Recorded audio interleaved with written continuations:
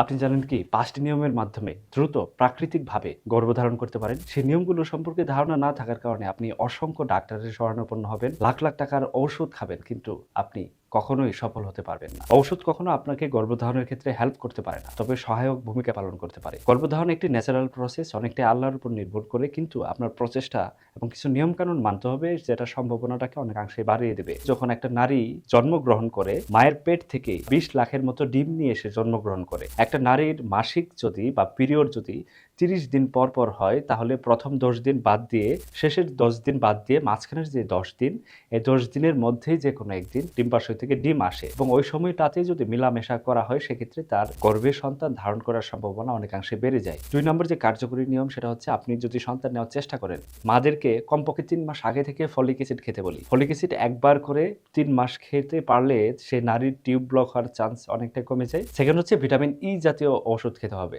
বাজারে বিভিন্ন নামে কিনতে পাওয়া যায়। স্বামী স্ত্রী উভয়ই ভিটামিন ই যদি নিয়মিত খান সেক্ষেত্রে গর্ভধারণের চান্স অনেকটাই বেড়ে যায়। কারণ ভিটামিন ই কে অ্যান্টি স্টেরাইল ভিটামিন বলা হয়। এটা বন্ধ্যা প্রতিরোধকরণে অনেক বেশি হেল্প করে। আপনি যদি আরেকটু খরচ করতে চান তাহলে জিঙ্ক খেতে পারেন, আয়রন খেতে পারেন এবং বাজারে ওমেগা 3 ফ্যাটি অ্যাসিড কিনতে পাওয়া যায়। সেগুলো খেলে এটার সম্ভাবনা আরেক ধাপ বৃদ্ধি করবে। ৩ নাম্বার নিয়মটি হচ্ছে মানসিক চাপ কমাতে হবে।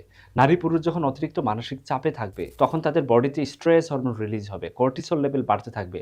যখন কর্টিসল লেভেল বাড়বে তখন তাদের পিরিয়ডের এক ধরনের জটিলতা হবে। পুরুষ হয়ে থাকে সেক্ষেত্রে তার স্পার্মের কোয়ান্টিটি নষ্ট হতে থাকবে। সুতরাং মানসিক চাপ নিয়ন্ত্রণ করতে হবে, সবসময় প্রচুর পরিমাণের পানি খেতে হবে, হাইড্রেট থাকতে হবে। কিছু খাবার আছে যে খাবারগুলো ইনসুলিন রেজিস্ট্যান্সের চান্স বাড়িয়ে দেয় এবং পলিসিস্টিক ওভারিয়ান সিনড্রোম করে।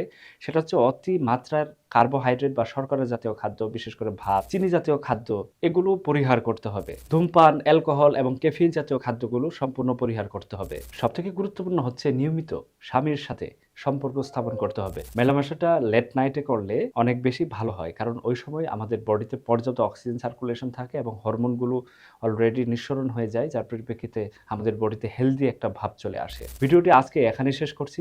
ভিডিওতে থাকা কোনো তথ্য সম্পর্কে জানতে চাইলে এবং আপনার যদি কোনো প্রয়োজনে আমাদের হেল্পের প্রয়োজন হয় বা আরও বিস্তারিত জানতে চান সেক্ষেত্রে ভিডিওতে কমেন্ট করতে পারেন। সুস্থ থাকুন, ভালো থাকুন। আসসালামু আলাইকুম।